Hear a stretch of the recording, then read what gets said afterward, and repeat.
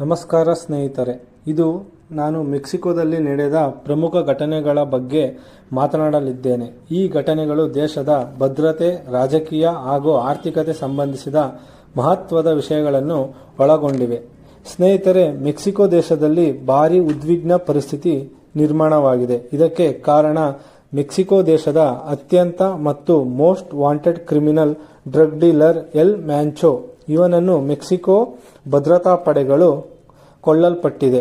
ಇವನು 2009ರಲ್ಲಿ ದೇಶದ ಅತ್ಯಂತ ಭಯಾನಕ ಮಾದಕ ವಸ್ತು ಎಕ್ಸ್ಪೋರ್ಟ್ ಮಾಡುವ ಜೆಲಿಸ್ಕೋ ನ್ಯೂ ಜನರೇಷನ್ ಕಾರ್ಟಲ್ನನ್ನು ಸ್ಥಾಪನೆ ಮಾಡಿದ್ದ. ಇದರಿಂದ ಎಕ್ಸ್ಪೋರ್ಟ್ ಆಗುವ ಸಿಂಥೆಟಿಕ್ ಪೌಡರ್ನಿಂದ ಸುಮಾರು 16,000 ಅಮೆರಿಕನ್ ಪ್ರತಿ ವರ್ಷ ಸಾವನ್ನಪ್ಪುತ್ತಿದ್ದಾರೆ.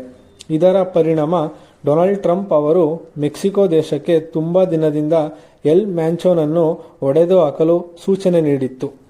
ಅದೇ ರೀತಿ ಅಮೆರಿಕನ್ ಗೌರ್ಮೆಂಟ್ ಎಲ್ ಮ್ಯಾಂಚೋನನ್ನು ಹುಡುಕಿಕೊಟ್ಟವರಿಗೆ $15,000 ಮಿಲಿಯನ್ ಅಮೌಂಟ್ ಅನ್ನು ಕೊಡುವುದಾಗಿ ಸೂಚಿಸಿತ್ತು.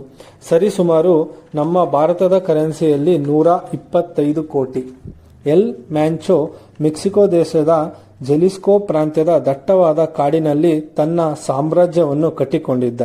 ಇವನು ಎಷ್ಟು ಪ್ರಭಾವಶಾಲಿಯಾಗಿದ್ದನೆಂದರೆ ಅವನು ತನ್ನದೇ ಆದ ಪ್ಯಾರಲಲ್ ಗೌರ್ಮೆಂಟ್ ಎಂದರೆ ತನ್ನ ಸೈನ್ಯವನ್ನು ಕಟ್ಟಿಕೊಂಡು ಸುಮಾರು ಪ್ರಾಂತ್ಯಗಳ ಮೇಲೆ ಅವನ ಹಿಡಿತವನ್ನು ಇಟ್ಟಿದ್ದ. 2015ರಲ್ಲಿ ಅವನು ತನ್ನ ದೇಶದ ಆರ್ಮಿ ಹೆಲಿಕಾಪ್ಟರ್ನನ್ನು ಒಡೆದು ಹಾಕುವಷ್ಟು ಪ್ರಬಲಶಾಲಿಯಾಗಿದ್ದ. ಇವನನ್ನು ಹೊಡೆದು ಹಾಕಲು US ಮಿಲಿಟರಿ ಹಾಗೂ ಮೆಕ್ಸಿಕೋ ಮಿಲಿಟರಿ ಎರಡೂ ಸೇರಿ 2026 ಫೆಬ್ರವರಿ 22ರಂದು ಟಪಲ್ಪಾ ಆಪರೇಷನ್ ಮಾಡಿ ಎಲ್ ಮ್ಯಾಂಚನನ್ನು ಒಡೆದು ಹಾಕಿದ್ದಾರೆ.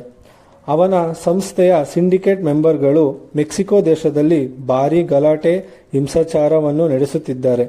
ಇದರ ಪರಿಣಾಮ ಮೆಕ್ಸಿಕೋ ದೇಶದಲ್ಲಿ ಇರುವ ನಮ್ಮ ಭಾರತದ ಪ್ರಜೆಗಳಿಗೆ ನಮ್ಮ ಭಾರತದ ಸರ್ಕಾರ ಅಲರ್ಟ್ ಘೋಷಣೆ ಮಾಡಿದೆ. ಯಾರೂ ಮನೆಯಿಂದ ಹೊರಬರದಂತೆ ಸೂಚನೆ ಕೂಡ ಮಾಡಿದ್ದಾರೆ.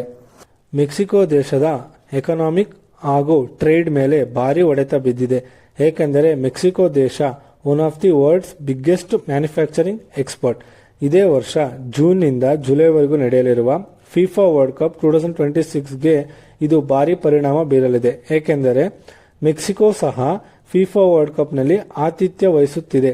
ಇದು ಮೆಕ್ಸಿಕೋ ಟೂರಿಸಂ ಮೇಲೆ ಪ್ರಭಾವ ಬೀರುತ್ತದೆ. ಏಕೆಂದರೆ ಫಿಫಾ ವರ್ಲ್ಡ್ ಕಪ್ ನೋಡಲು ಪ್ರಪಂಚದ ಎಲ್ಲ ಕಡೆಯಿಂದನೂ ಜನಗಳು ಬರುತ್ತಾರೆ.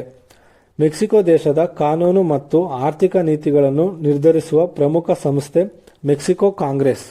ಇವರು ಮೆಕ್ಸಿಕೋ ದೇಶದಲ್ಲಿ ನಡೆಯುತ್ತಿರುವುದನ್ನು ಗಮನದಲ್ಲಿಟ್ಟುಕೊಂಡು ಈ ಹಿಂದೆ ಪ್ರತಿ ವಾರ 48 ಗಂಟೆಗಳು ಕೆಲಸ ಮಾಡಬೇಕಿತ್ತು. ಆದರೆ ಅದನ್ನು ಅವರು ಈಗ 40 ಗಂಟೆಗೆ ಕೆಲಸ ಮಾಡಲು ಸೂಚಿಸಿದ್ದಾರೆ. ಇದರಿಂದ ಕಂಪನಿಗಳಿಗೆ ತುಂಬಾ ನಷ್ಟವಾಗುತ್ತಿದೆ. ಮೆಕ್ಸಿಕೋ ಇಂದು ಒಂದು ತಿರುವಿನ ಬಿಂದುವಿನಲ್ಲಿ ನಿಂತಿದೆ. ಒಂದು ಕಡೆ ಆರ್ಥಿಕ ಬೆಳವಣಿಗೆ, ಜಾಗತಿಕ ಅವಕಾಶಗಳು ಮತ್ತು ವಿಶ್ವಕಪ್ ಮಾದರಿಯ ಕಾರ್ಯಕ್ರಮಗಳು ದೇಶಕ್ಕೆ ಹೊಸ ಭವಿಷ್ಯವನ್ನು ತೆರೆದಿಡುತ್ತಿದ್ದರೆ, ಮತ್ತೊಂದು ಕಡೆ ಭದ್ರತಾ ಸವಾಲುಗಳು ದೇಶದ ಪ್ರಗತಿಗೆ ಅಡ್ಡಿಯಾಗುತ್ತಿದೆ. ಆದರೆ ಸರಿಯಾದ ಯೋಜನೆ, ಕಠಿಣ ಕ್ರಮ ಮತ್ತು ಅಂತಾರಾಷ್ಟ್ರೀಯ ಸಹಕಾರದ ಮೂಲಕ ಮೆಕ್ಸಿಕೋ ಈ ಸವಾಲುಗಳನ್ನು ಗೆದ್ದು ಮತ್ತಷ್ಟು ಶಕ್ತಿಶಾಲಿ ರಾಷ್ಟ್ರವಾಗಿ ಹೊರಹೊಮ್ಮುವ ಸಾಮರ್ಥ್ಯವನ್ನು ಹೊಂದಿದೆ. ಹೀಗಾಗಿ ಮೆಕ್ಸಿಕೋದ ಭವಿಷ್ಯ ಅವರ ದೃಢ ನಿರ್ಧಾರಗಳ ಮೇಲೆ ಅವಲಂಬಿತವಾಗಿದೆ ಮತ್ತು ಅದು ಸರಿಯಾದ ದಾರಿಯಲ್ಲಿ ಹೆಜ್ಜೆ ಇಟ್ಟರೆ ಅಭಿವೃದ್ಧಿ ಮತ್ತು ಸ್ಥಿರತೆ ಎರಡನ್ನೂ ಸಾಧಿಸಬಹುದು. ಈ ರೀತಿ ಮಾಹಿತಿಗಾಗಿ ನಮ್ಮ ಕನ್ನಡ ಮಾಹಿತಿ ಚಾನೆಲ್ಗೆ ಸಬ್ಸ್ಕ್ರೈಬ್ ಮಾಡಿ, ಈ ವಿಡಿಯೋವನ್ನು ಲೈಕ್ ಮಾಡಿ ಮತ್ತು ನಿಮ್ಮ ಸ್ನೇಹಿತರೊಂದಿಗೆ ಶೇರ್ ಮಾಡಿ. ಮುಂದಿನ ಹೊಸ ವಿಡಿಯೋಗಾಗಿ ಕಾಯುತ್ತೀರಿ. ಹೊಸ ವಿಷಯದೊಂದಿಗೆ ಮತ್ತೆ ನಾನು ನಿಮ್ಮೊಂದಿಗೆ ಸಿಗುತ್ತೇನೆ. ಧನ್ಯವಾದಗಳು. ಜೈ ಹಿಂದ್, ಜೈ ಕರ್ನಾಟಕ ಮಾತೆ.